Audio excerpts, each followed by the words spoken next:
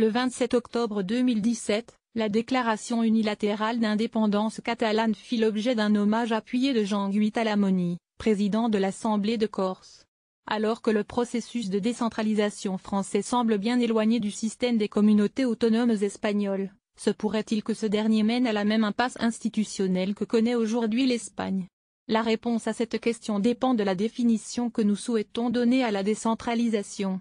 Envisagée comme un processus sans fin, la décentralisation est présentée comme une délégation toujours plus importante de compétences aux collectivités territoriales. Mais pourquoi faire? Pour aller où? Jusqu'où? Éviter de répondre à ces questions permet de ne pas choisir entre deux définitions de la décentralisation, dont l'une mène irrémédiablement à la surenchère et à une crise à l'espagnol. La première acception de la décentralisation est identitaire. Elle a particulièrement marqué depuis 30 ans la vie politique de pays comme l'Espagne, l'Italie ou la Grande-Bretagne, trois États chez qui elle a produit une profonde crise institutionnelle. Ces dynamiques sont de deux ordres. La première a pour source l'existence de petits mouvements régionalistes. Afin d'apaiser leurs ardeurs, les autorités centrales sont tentées de céder à certaines de leurs revendications. Ce faisant, ces groupes très minoritaires gagnent en publicité et en légitimité.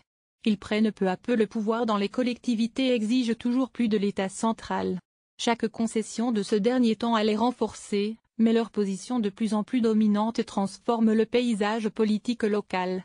Les grands partis nationaux peu à peu expulsés, des groupes extrémistes se détachent du bloc régionaliste principal. Alors que beaucoup de ces groupes se présentent à l'origine comme autonomistes, ils voient émerger des forces indépendantistes. Pour lutter contre cette concurrence, les mouvements historiques sont eux-mêmes contraints de radicaliser leur discours. La France connaît aujourd'hui ce scénario en Corse. Alors que les ouvertures des différents gouvernements depuis celui de Lionel Jospin devaient permettre de calmer des revendications minoritaires, elles les ont exacerbées.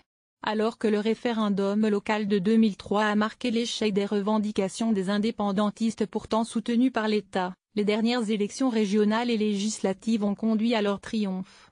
Entre-temps, la marche vers la collectivité unique rejetée par les Corses en 2003 a été soutenue malgré tout par l'État qui a ainsi encouragé une revendication minoritaire. Dans ce type de scénario, l'État doit au contraire résister aux exigences minoritaires pour éviter que ces dernières ne gagnent en légitimité et en radicalité. Le deuxième processus est le produit de la politique de l'État lui-même. En créant de grandes entités hors sol comme le sont notamment les grandes régions, l'État institue des collectivités au pouvoir important, mais à la légitimité faible. Or, le pouvoir doit résider dans une entité politique dans laquelle les citoyens s'identifient.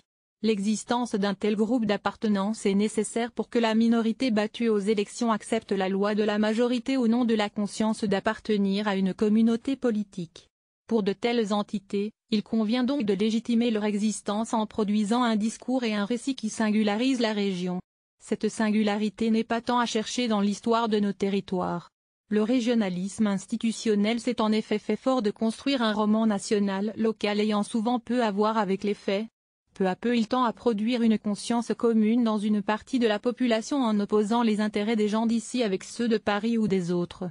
La création de ces grandes collectivités provient notamment d'une copie gauche et maladroite du modèle allemand. En Allemagne les Landais sont grands, mais ils sont vieux. Et ils sont plus vieux que grands puisque certains Landais comme Hambourg ou Brême se limitent à une ville et d'autres comme la Sarre n'ont pas la taille d'un département. En copiant bêtement un modèle étranger sans en comprendre les ressorts historiques, l'État français oblige les collectivités à revendiquer une identité bravache dont beaucoup d'amoureux de leur région n'ont jamais pensé faire un slogan ou un objet de ressentiment contre l'État central. Cette forme de décentralisation identitaire ne peut mener là aussi qu'à une surenchère.